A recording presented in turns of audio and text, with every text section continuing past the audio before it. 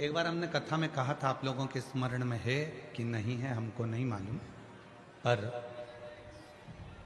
शिव महापुराण के इस सुंदर स्कंद भाग में, कौमार्य भाग में यदि आप पढ़ेंगे तो आपको मिलेगा। शिव जी पे चढ़े हुए जल का आचमन जो व्यक्ति रोज करता है उसकी वाणी सत्य होना प्रारंभ हो जाता। शंकर भगवान के बेल वृक्ष की, बेलपत्री का अगर कोई वृक्ष है तुम्हारे घर में, बेलपत्री का यदि कोई पौधा है, बेल वृक्ष है तुम्हारे घर के अंदर, तुम्हारे घर के बाहर कोई बेलपत्री का पौधा है, कोई मंदिर के बाहर बेलपत्री का पौधा है या बेलपत्री का वृक्ष है, कोई व्यक्ति यदि दुनिया के लोगों ने कह दिया कि तुम्हारी प्रॉपर्टी का ये केस चल रहा है, जमीन का ये केस चल रहा है और ये निपट नहीं रहा, तुम्हारे प्लाट पर, तुम्हारी जमीन पर, तुम्हारी दौलत पर, किसी चीज पर किसी ने अपना हक जता दिया, कोई केस चल रहा है, कानूनी कार्रवाई चल रही है, अगर वो व्यक्ति प्रतिदिन बेलपत्री के वृक्ष के नीचे जाकर एक लोटे में थोड़ा सा जल लेकर 3 बार उस जल को थोड़ा थोड़ा कर कर छोड़े और उसी बेलपत्री के नीचे की मिट्टी को अपने मस्तक पर चंदन की तरह लगाना प्रारंभ करे, 1.5 से 2 महीना कर कर देख ले, उसका केस धीरे धीरे सुलझना प्रारंभ होता है, उसे विजय प्राप्त होना।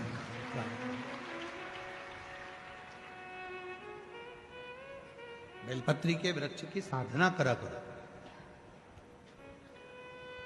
कभी कभी करा करो तुम। माताओं से मेरा निवेदन और मेरी जीजियों से, जीजाओं से, मेरी बेटियों से, बेटाओं से, मेरे बुजुर्ग माँ बाप से निवेदन करूं, बेलपत्र के वृक्ष की साधना फल जरूर देती है। उसका प्रमाण है, देखो पत्र आए। मेरा नाम सोनू गणेश बारी है। मैं बाला सावंगी तहसील भोकरदन जिला जालना का रहने वाला हूँ। कहीं बैठे हो तो हाथ हिला सकते हैं, और अगर हम पढ़ने में कुछ गलती करी हो तो आप लोग भी एलईडी पर या टीवी पर पढ़ सकते हैं। मेरा नाम सोनू गणेश बारी है। मैं बालसावंगी तहसील भोकरदन जिला जालना का रहने वाला हूँ। बाबा भोले बाबा का मैं क्या गुणगान करूं। मैंने अपनी नौकरी के लिए बहुत प्रयास किया लेकिन मेरी नौकरी नहीं लगी। मैंने अपनी नौकरी के लिए बहुत प्रयास किया पर लेकिन नौकरी नहीं लगी। तब मेरी माताजी ने मेरी नौकरी के लिए पशुपतिनाथ का व्रत 2 बार किया और मुझसे कहा कि तू बेलपत्री के वृक्ष के नीचे जाया कर, वहां के जल चढ़ाकर मिट्टी को मस्तक से लगाया कर, तुझे विजय प्राप्त होगी। मैंने भी वही कर्म चालू करा और बाबा की कृपा से आज मेरी नौकरी मिलिट्री में लग गई है। मैं सरकारी पद पर नियुक्त हो गया हूं। बाबा को प्रणाम करने के लिए आया। एक पत्र और देखिए। सीताबाई उत्तम गायकवाड़, मैं बिप्री बूटा पाचोरा जिला जलगांव की रहने वाली हूँ। कहीं बैठी हो तो हाथ हिला सकती हैं और बेलपत्र लेने के लिए आ सकते। जिनके पत्र पढ़े जा रहे हैं वो आ सकते हैं। सीताबाई उत्तम गायकवाड़ में बिप्री बूटा पाचोरा जिला जलगांव की। मेरा बेटा 2 साल से पुलिस की नौकरी के लिए अप्लाई कर रहा था पर नहीं हुआ, फेल हो जाता था, परेशान हो गया। तब मैंने अपने बेटे से कहा कि वो सियोर वाला बाबा कहता है, प्रदीप मिश्रा जी शिव पुराण सुनाते हैं और सभी परेशानियों का हल 1 लोटा जल बताते हैं, तू कर। 1 लोटा जल लेकर जा, थोड़ा जल शिव जी को चढ़ाकर उसमें से थोड़ा जल बेलपत्र को चढ़ा। मैंने बेटे ने वही करना प्रारंभ करा। श्री शिवाय नमस्तुभ्यम का जप चालू किया और 1 लोटा जल चढ़ाकर मैं अपने बेटे को भी दे देती थी जलाचमन करने को और मेरा बेटा भी जल चढ़ाता था। आज बाबा की कृपा ऐसी हो गई, मेरे बेटे की सरकारी नौकरी 8/2/2025 को मुंबई पुलिस में मेरे बेटे का सिलेक्शन हो गया। मैं बाबा को यहाँ प्रणाम करने के लिए आई हूँ। अगला पत्र है सो पुष्पा कैलाश नेरकर, नासिक नसीराबाद तालुका जिला जलगांव से आई हैं। मेरा मोबाइल नंबर ये है। बाबा 2013 से रोज मंदिर जाती हूँ, बाबा को प्रणाम करती हूँ, पर कथा के बारे में इतना नहीं जानती थी। आज बाबा की कृपा से शिव जी को पहचानने लगी, बाबा को अपना बाप मानने लगी। मेरा बेटा मेघराज नेरकर स्टेनोग्राफर के पद पर है। बाबा कई बार तैयारी करता था सरकारी नौकरी के लिए। 2014 से मेरा बेटा सरकारी नौकरी की परीक्षा दे रहा है, पर नहीं हुआ। तब मेरे बेटे ने हार मान ली। मैंने 2022 में पहली बार आपकी कथा सुनी और अपने बेटे से कहा कि वो सियोर वाला बाबा कहता है कि मेहनत को 4 गुना करो, परिश्रम बढ़ाओ, रात दिन एक कर दो। मेरा बेटा सुबह 4 बजे उठता, शिव जी के मंदिर जाता, जल चढ़ाता, पार्थिव शिवलिंग का पूजन करता और खूब पढ़ाई करता। आज मैं बाबा को धन्यवाद देने के लिए आई हूं कि मेरे बेटे का 2024 का रिजल्ट आ गया और पुणे के हाई कोर्ट स्टेनोग्राफर के पद पर मेरा बेटा सिलेक्शन हो गया। मैं बाबा को यहाँ धन्यवाद देने के लिए आई हूँ, बाबा को निवेदन करने के लिए आई हूँ। शिव तत्व किसको कहते हैं? एक पत्र और है। मेरा नाम कविता अंबादास बसाने, पति का नाम अंबादास लक्ष्मण दास बसाने, गांव एरंडोल, जिला जलगांव से आई हूँ। बाबा मेरे 2 बेटे हैं, सूरज और स्वप्निल। दोनों की सरकारी नौकरी नहीं लग रही थी। तब मेरे बेटे को मैंने कहा, सियोर वाला बाबा कहता है कि मेहनत 4 गुना करो, शिव जी की आराधना करो, बेलपत्री के वृक्ष के नीचे रोज जल चढ़ाओ, उसकी मिट्टी को सिर पर लगाओ। आज मेरे दोनों बेटों की सरकारी नौकरी लग गई। मैं बाबा को यहाँ प्रणाम करने के लिए आई हूँ। कहीं बैठे हों, जिन जिन के पत्र पढ़े हैं वो आ सकते हैं। शिव साधना का फल मिलता है।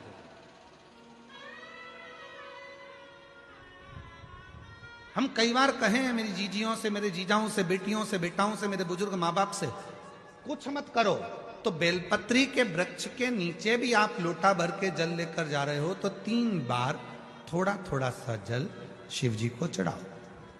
और चढ़ाया हुआ जल जब गिर जाए तब थोड़ी सी मिट्टी को सिर पर लगाओ। बाबा से अपने मन की भाव कहो, श्री शिवाय नमस्तुभ्यं, श्री शिवाय नमस्तुभ्यं, श्री शिवाय नमस्तुभ्यं, श्री शिवाय नमस्तुभ्यं। बाबा को अपने मन का भाव कहो। दुनिया में किसी की सामर्थ्यता नहीं है कि तुमको नीचे दबा दे। जिसके मस्तक पर बेलपत्री की लकड़ी का चंदन शिव को लेपित कर कर यदि मस्तक पर लगता है, कोई बेलपत्री का वृक्ष यदि सूख जाता है, उसकी जो लकड़ी होती है उसका चंदन भी हम शिव को लगाकर अपने मस्तक पर लगाते हैं।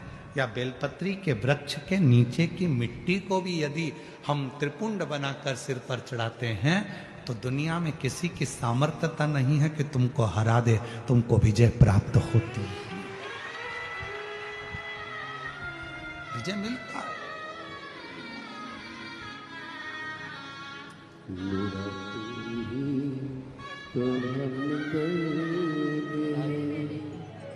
तो जिसे हृदय कहता हूं,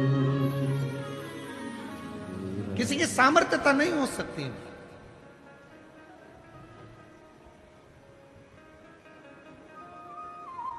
और इतना मालूम होने के बाद भी अगर लोग भटक रहे हैं, कोई कह दे वहां चले जाओ, वहां से ये काम हो जाएगा, कोई कह दिया वहां चले जाओ, वहां से कोई ये काम हो जाएगा। आडंबर में मत फंसो, ढोंग प्रपंच में मत फंसो। दुनिया में किसी की हिम्मत नहीं है, किसी की सामर्थ्यता नहीं है कि तुम्हारे दुख को काट दे। तुम्हारा दुख तुम खुद काटोगे, कोई नहीं काट सकता। अपनी मेहनत अपने को करना है, अपना परिश्रम अपने को करना है, अपना दुख अपने को काटना है। हमने पहले भी कथा में कहा, अपने को खांसी आई अपने को खांसना है, अपने को छींक आई अपने को छींकना है। किसी की सामर्थ्यता नहीं है कि कोई दुख काट दे, खुद काटोगे। और खुद दुख कैसे काटोगे? एक लोटा जल, बोल बम का नारा है, श्री शिवाय हार।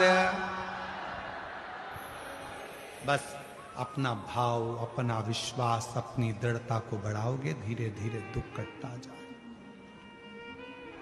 कटे। वाणी सिद्ध हो जाती है। जिसने प्रतिदिन भगवान शंकर पे चढ़े हुए जल का आचमन करा है, उसकी जिह्वा सिद्ध हो जाती।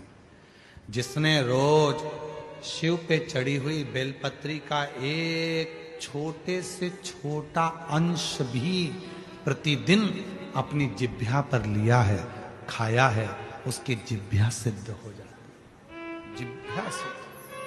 क्यों गुरुजी, इसका कोई प्रमाण मिलता है क्या कि जिसने बेलपत्री खाई हो और उसकी जिह्वा सिद्ध हो गई? जिसने शिव जी का जल पिया हो और उसकी जिह्वा सिद्ध हो गई हो?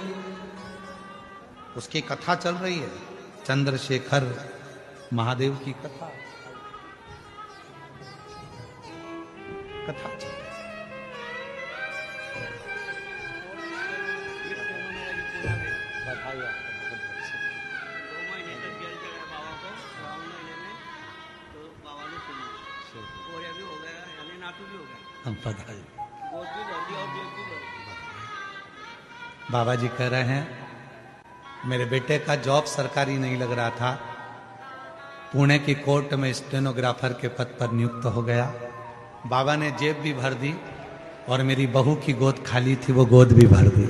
बाबा ने